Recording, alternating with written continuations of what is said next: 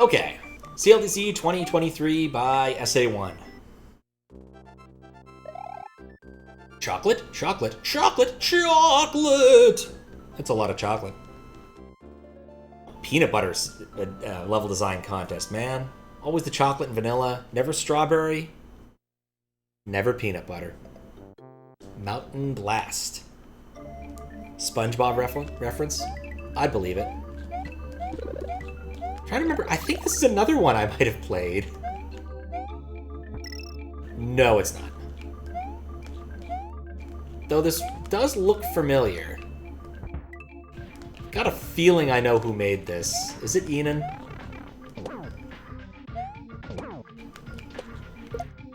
Let me see. I'm curious. You can recognize Enan from a million miles away. Yes, yes you can.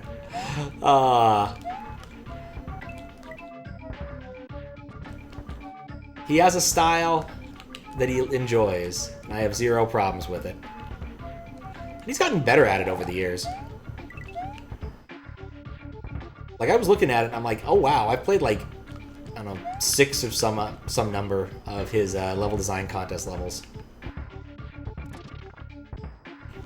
I don't understand what that was about, but okay.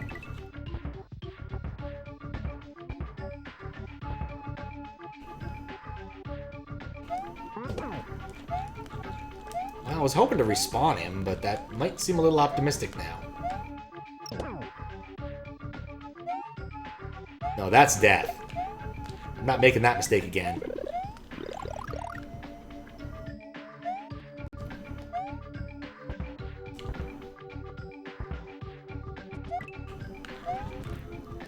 God, his BLDC level took so long. And partly because I just kept making dumb mistakes.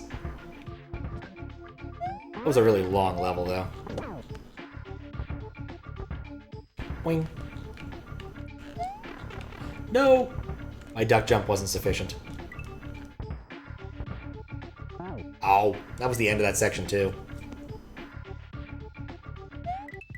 Apparently there's a Super Enan World by Green Jerry. You know, I feel like I've played that. I might have moderated that, honestly. It's been too long. There's been too many moderations. Like, I was looking in the recent moderations, like, playlist now, because that's where all of those go. And there's an absurd number of those.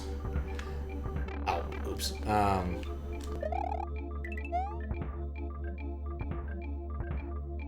Like, I've done at least, like, 3 or 4 Green Jerry moderations. That I can think of. Because what, there was like Mario Saves Arbor Day. No, it was Mario in St. Patrick's Day. Because Mario's a leprechaun, and that's where I got the leprechaun graphic from. That leprechaun Mario from. There was also... I did a Pride one recently. I moderated that. I did a Halloween one. Moderated that a couple times. There's probably another one I've forgotten about. Maybe Enan World.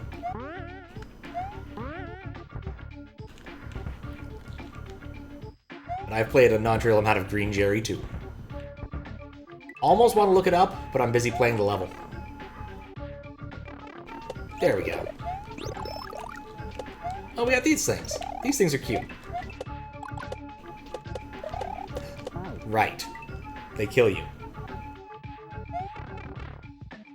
Never understand why he doesn't just have the midway on the other screen. But it might be because of, might be because they're, you always have to have the midway on the same thing, on the same level, unless you're doing something fancier. These flippy platforms are really awesome.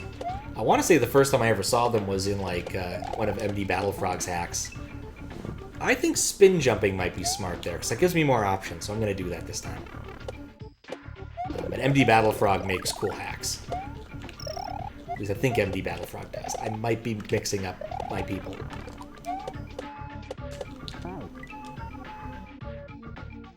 They're in Toadette's Kaizo Tuesday? I'd believe it. Especially since you're telling me that.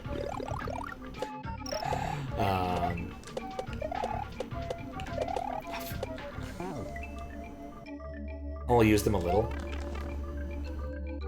Restraint. Wigglers on them are fun. Interesting. How do wigglers interact with these? Wigglers are weird.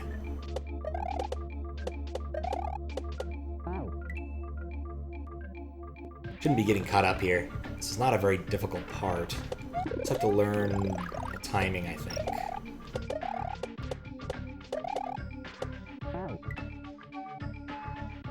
Zip up and fall down too. Oh, that's fun. Okay.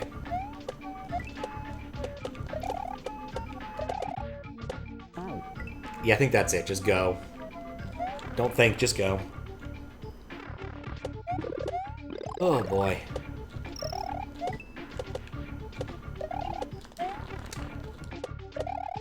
Alright, finally past that part. Now we're dealing with automatic cannons. I was hoping I'd get more progress than that in that life. But 9.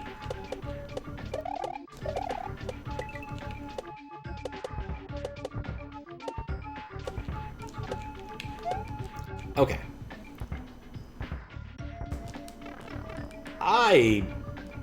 That was a weird jump. I don't know what to make about that. Did I need him? I don't think I needed him. I'm glad I entered that spinning.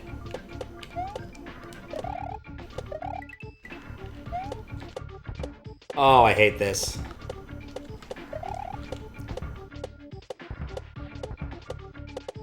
Okay, I hate it less now. Spinning was the key.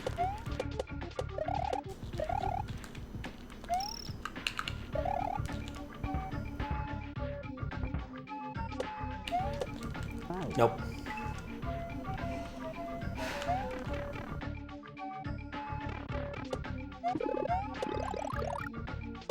It's the key to the whole thing. You think I'd learn after the first few times, but nope.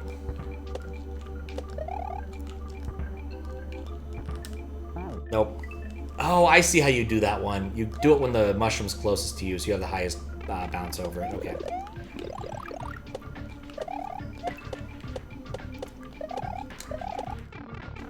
Ah, dang it. I could have saved that, but I didn't. What else? I don't think I talked about my trip to New York much. Took the train from DC, which is always a nice little bit. Bit of training. Just enough. It's about 3-ish hours. And my train wasn't late or anything. It worked out fine. And the nice thing about taking the damn Amtrak on the East Coast is you can put somewhere you actually want to be after you arrive at your location. Well, Penn Station isn't the world's most beautiful thing, and it's gotten better in recent years. It's still in the middle of Manhattan, which is roughly where you want to be if you're in New York. So yeah, I got there not too late.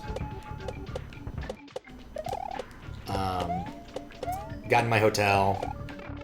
Went on a bit of a walk up to the Nintendo store to see if there's anything I wanted from there. There wasn't. Not this time. And then, yeah, it kind of turned in. And then the next day I got up nice and early and did all of the art that I could stomach for the day.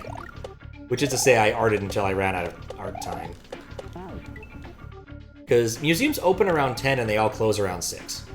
So you have a pretty fixed limit to the amount of art you can enjoy in a day in New York, even if you skip lunch, which I kind of did.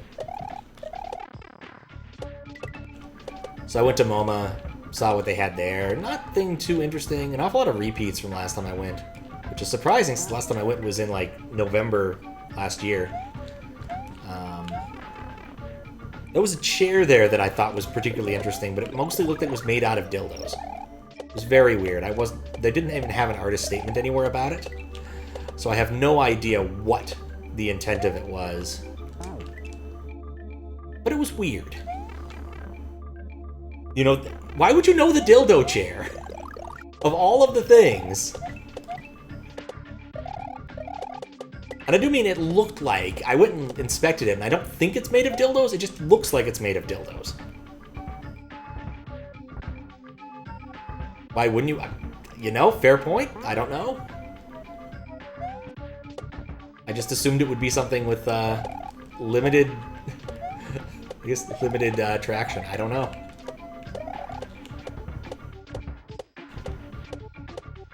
Right, you gotta do like a weird jump there. It was probably UI. You know, yeah, that doesn't sound wrong, but I don't think I ever found the plaque for it either.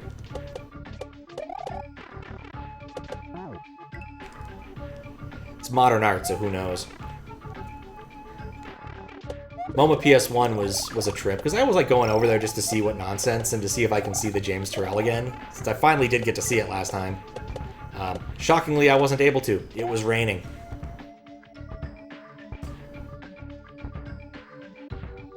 And they close the James Turrell whenever it's raining, which makes sense given it's a hole in the ceiling.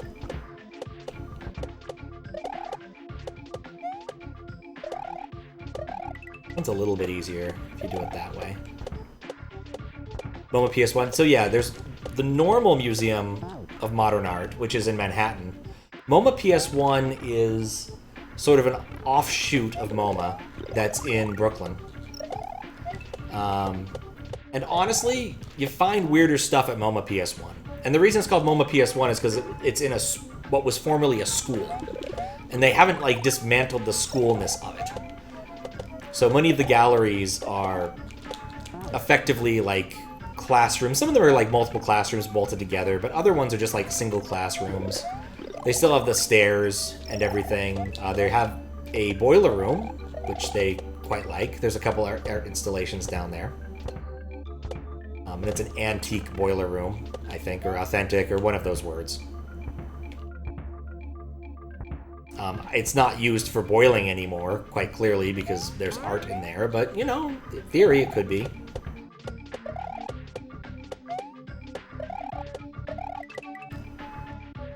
They have PlayStations there? No.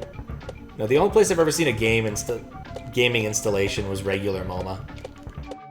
I forget exactly what it was, but it was a few years back, and they had a few games on display, like Tetris, Minecraft.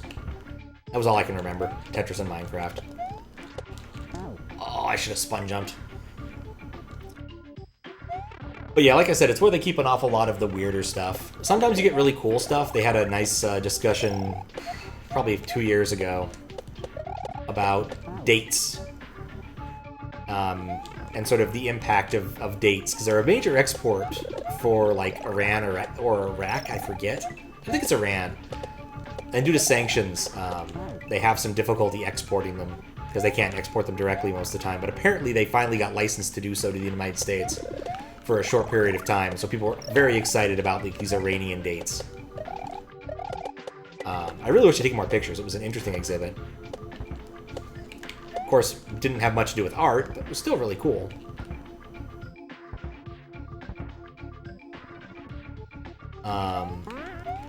Yeah, this time they only had a few things. I think they were between arts, which happens sometimes. I get the feeling that an awful lot of things will switch out, like, around November. I think the funniest bit was one of the art installations was... Oh, I could have saved that. Which is a bunch of pictures of this really fat woman in her apartment posing with various things, mostly naked. And usually when you're in a museum like that, the docents, the people they have hanging around, don't really do much or say much about the art. Frequently, they don't know anything about it. But this guy really was having a hard time because I think he'd gotten there late and really did not want to be in the fat, naked woman room. It was quite clear he was not happy with his assignment. Okay, cool. I survived that. That was kind of BS. I remember what else was in there. Some weird portraiture. The weird piano things, but I don't think I want to talk about the pianos on stream. Those a little too experimental for my tastes, and I'm dead-ish.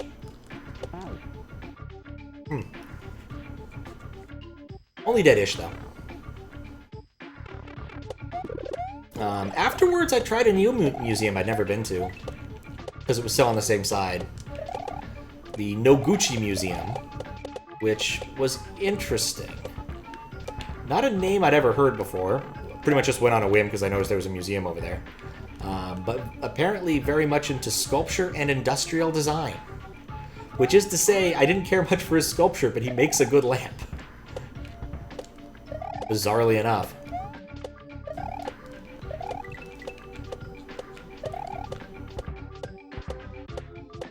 Yeah, I thought my dad would probably enjoy that art museum. Oh, don't want promotion? No, thank you. Boop.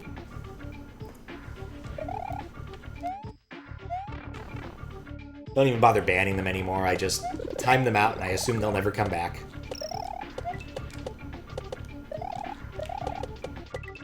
My channel has enough promotion. But yeah, Noguchi Museum is cool. But very much not what I was expecting. It was all very much outdoors. Very little about the artist's intent about various sculptures. And unlike an awful lot of other museums where, you know, there's usually a plaque or two, or maybe half a plaque between some number of art, this one was very anemic on that front. Each room had a laminated handout you could look at.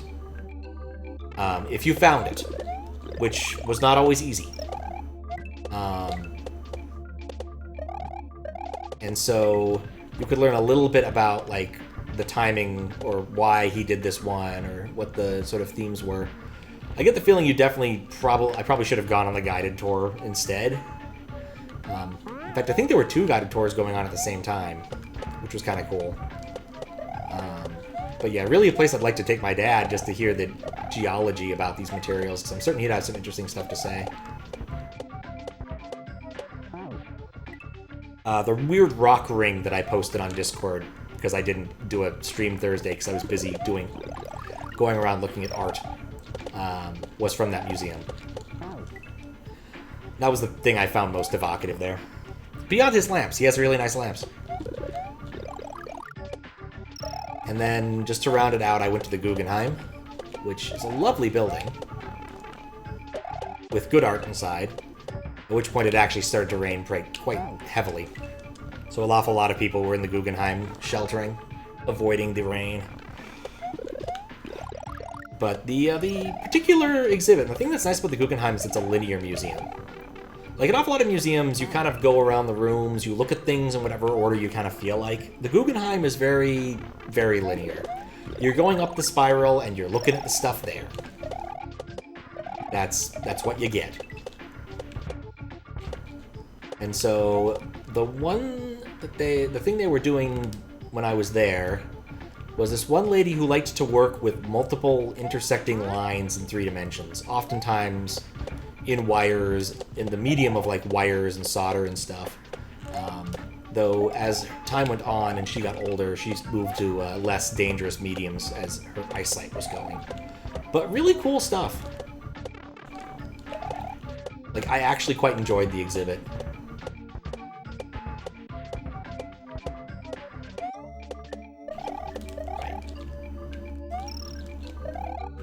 Almost forgot how this part works. For you museums like Dark Souls map, use the master key and get electrocuted by a dragon. That's one way to do it, yes. Need to spin jump off there. I must confess I've never done it that way. But they also had some like just standard, here's part of our modern art collection stuff going on in one of their offshoot rooms. They were busy installing a new thing, which was interesting enough that I might go back to the Guggenheim if I go back to New York again in the next year or so. A exhibit of Korean artists. And I just don't know that much about Korean art, but it sounds interesting, so yeah, who knows. And then in the upper floor, an artist who liked to make assemblages of crap, which is often the case.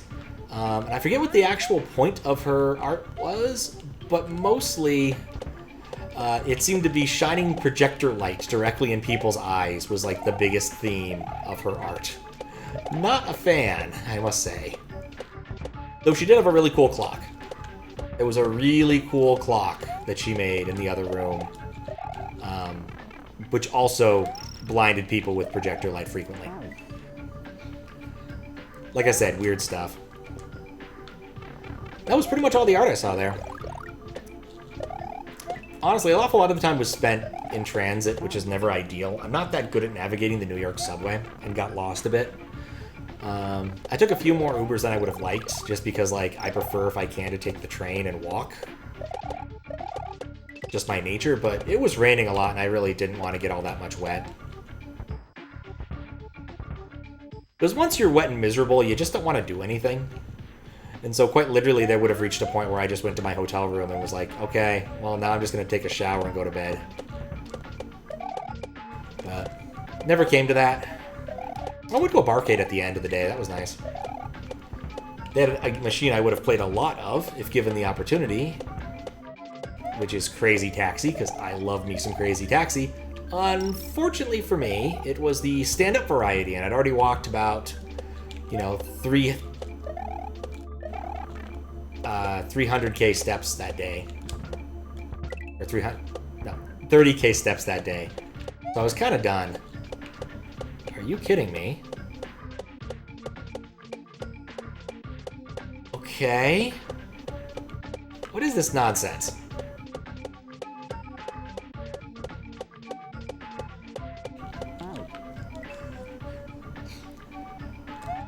Long level is long.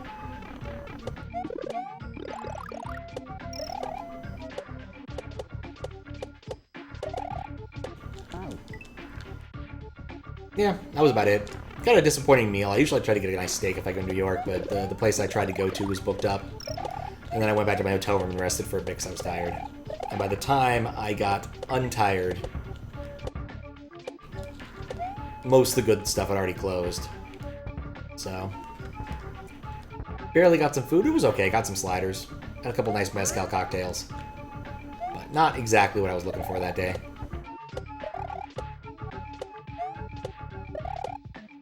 Yeah, New York. It is what it is. Joseph Buies also makes a fine chair, in which playing tug of war with a coyote. Interesting. He looks like he could star in a vampire film.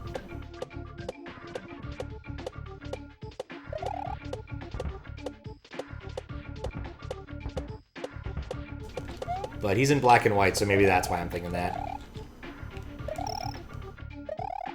Okay. Like... Oh, this is the first time I've gotten here without needing the assist. Man, a mushroom at some point would have been nice. Put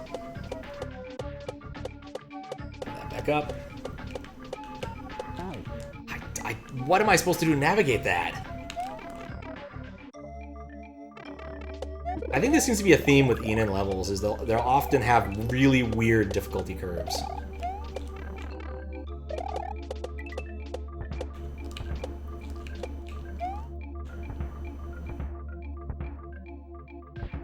Like, several of these parts are pretty easy, but that obstacle, I'm not sure what to make of it. And clearly there's more level, because I think I only found like 3 dragon coins. Or 4 dragon coins so far.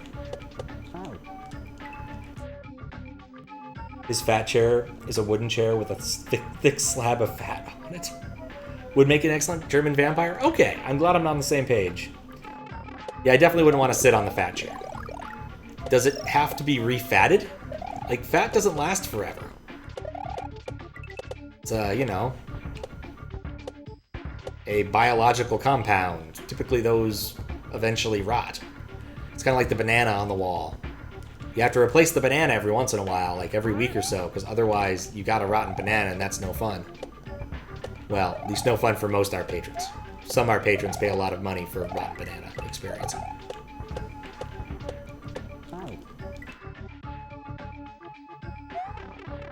That's one thing I appreciate about, like, museums, is they often try to keep the format of things the same. And so you end up with those, like, wacky, multimedia, mixed media installations that use CRTs, and they have to buy new CRTs to make this work. But they're very dedicated to not using flat screens for it. It's kind of amazing.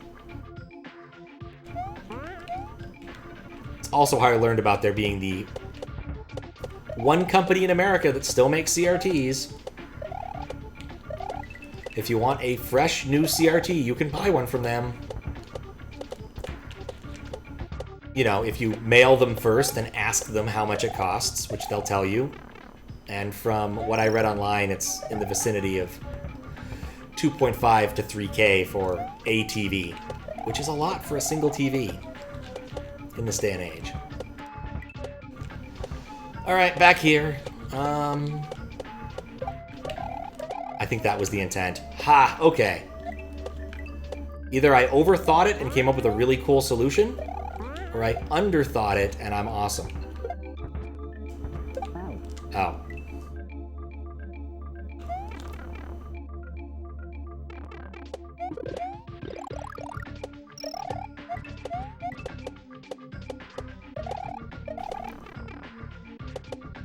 Oops. Okay. Gotta think, gotta imagine it.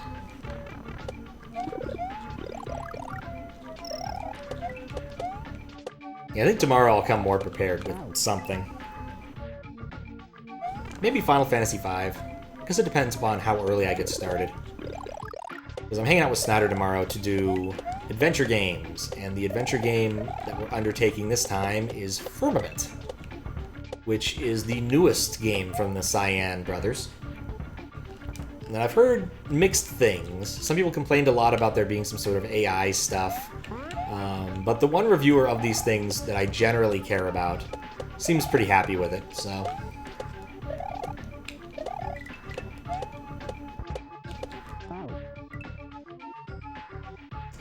he's a guy who, by the name of Zarf, I think. I think his name is... Andrew Plotkin. That's his actual name. He's worked in interactive fiction for a very long time. I think he's frequently a judge for the the texted-based adventure game awardee awards, whatever they're called. He's frequently a judge. So I think you could be a judge if you just show up. I'm not really sure now. But he also made a really good puzzle game called Systems Twilight, which was made for one of the older Mac types. And it's really fun. I would recommend it. Pull out an emulator and go to work on it. Especially if you've already played any of Cliff Johnson's stuff, like Fool's Errand, Fool and His Money, or 3 and 3, which are all really good games. Really should finish 3 and 3, and by that I mean start over on 3 and 3 again. But Systems Twilight is clearly inspired by those. That class of game. Mostly 3 and 3, I think, especially the tenor of it. 3 and 3 is a lot more irreverent than the Fool's Errand. But to be fair, At the Carnival is probably the most irreverent of all of Cliff Johnson's work in that vein. But that's because he actually did work in the Carnival for a while, and was kind of cynical about the whole thing. I think what's really wholesome is you go and play an adventure game with my friend. Yeah, we have fun with it. It's a good way to have... Like, adventure games are kind of good for couch co-op, because you don't really have to worry about... I don't know, it works really well, because even if one person's messing with the controls, the other person can still contribute a whole lot, even without needing another controller or anything. You know, it'd be like, oh yeah, try that spot in the lower left-hand corner. Okay. Or... maybe we should try using the red page on the red book. Alright, why not? No, it does make sense. And it's great because having two heads often helps avoid problems. We have different approaches to how we do our pointing and clicking. And frequently one of us will find things the other misses. Makes you want to convince a friend to come over and play a game with you? Yeah, you should. Like, adventure games are fun, especially the old Sierra ones. Let's see, which games have we played? We did Siberia 1 and 2. We did Obduction, which was the newest Cyan game until Firmament came out a little bit ago.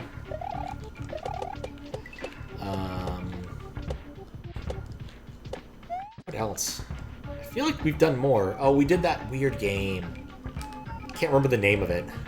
It was weird. It was another FMV pre-rendered thing, but like everything was a pre-rendered FMV movie.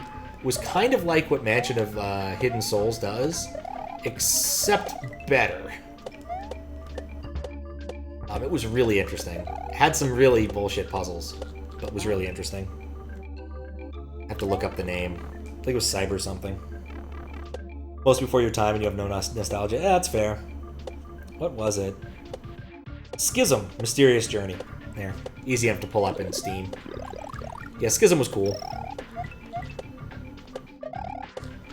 Well, I'd say even if you have no nostalgia, there are some games that are adventure games that are more modern, that fit modern temperaments a little bit better.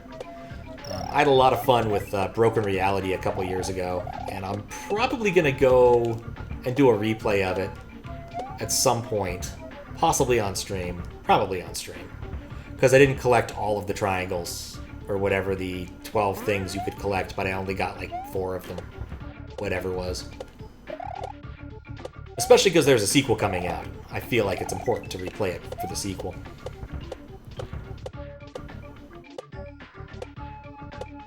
Wanted to play Dropsy, but you don't care anymore. Played Machinarium or a demo. Samurai or a demo. Art games, yeah. Oh, there was a game that I ended up putting on my Steam wish list that was a point-and-click adventure game that had a really unique, very modern art, impressionist sort of styling to it. I saw someone else playing on Twitch, and I'm like, I really think I want to play this. I wish I could remember what it's called now. Yeah, Broken Reality is cool. It's very vaporwave, and I'm glad that they're making another one. Another adventure game, because, you know, they did a good job with the first one. Like, I think Broken Reality has some weird spots, but it's mostly a good game. Like, my beefs with it are not many. Like, my biggest beef was the instructions for one of the verbs you have were rather unclear, and you only get one shot at receiving those instructions. Unlike every other verb in the game where you can keep talking to the NPC to find out more about it, this one, they tell you about it and then the NPC buggers off somewhere forever. I mean, you see him later in the game, but like he just kind of disappears for a bit, which is really annoying. Well, that's another way to do it.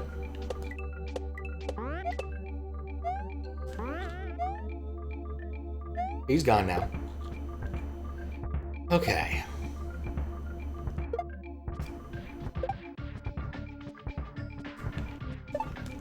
That was bullshit luck, 100%.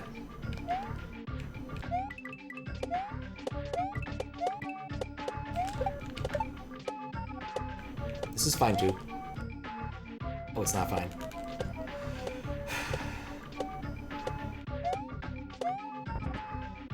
I'm glad I waited. I'm gonna wait again just in case he responds. Which game? Sorry, I've talked about like 8 games in the last little while. I'll need a little more context. If you're talking about the art one, I don't remember the title, and that's what bugs me about it. Oh, Broken Reality. Yeah, like I was saying, Broken Reality has the hacking thing, which... very minor bullshit. Alright, long section over. I really hope... I've got a bad feeling about this.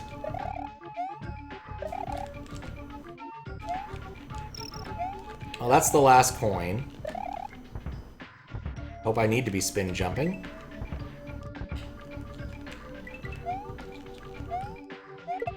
Ha! Nope. You didn't get me. You didn't get me. Ha! Enan, I have completed your level. It is over now. Ah. Okay. Yeah, that was a level. A level and a half. Man, that is long. How long was I at that? Well, that's not too bad. About 35 minutes. I've played longer.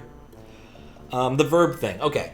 So, in adventure games, and just as a general concept, in adventure games, you frequently have verbs. So, if we go back to, like, the OG Zork, you know, get lantern, go west, kill dragon, things like that. You have your verbs. Those are important to interact with objects in the world. When we move to point-and-click adventure games, they often would show you all of your available verbs at the top of the screen. So, for instance, in King's Quest, you have things like walk, touch, which also serves as pickup, talk, frequently used. I think there were a couple other ones. Use item, use the item menu. Space Quest always had taste and smell, even though they were rarely useful and frequently got you in trouble for using them on random objects. Broken Reality gives you a bunch of verbs in the forms of tools. So you have things like a hook shot, a katana, and hacking.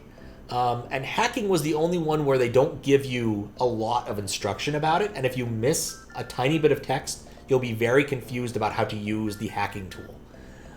Whereas the katana is pretty self-explanatory, and the hook shot and a couple of the other things you get are really easy to use. The hacking is not, and the fact that the guy buggers off immediately after you talk to him about it, because I think once you use the hacking, it starts a time sequence too, just to be mean. It's even weirder. Anyway, thank you for coming to my TED Talk about adventure games. And thank you for the GG, in case I forgot to say that earlier.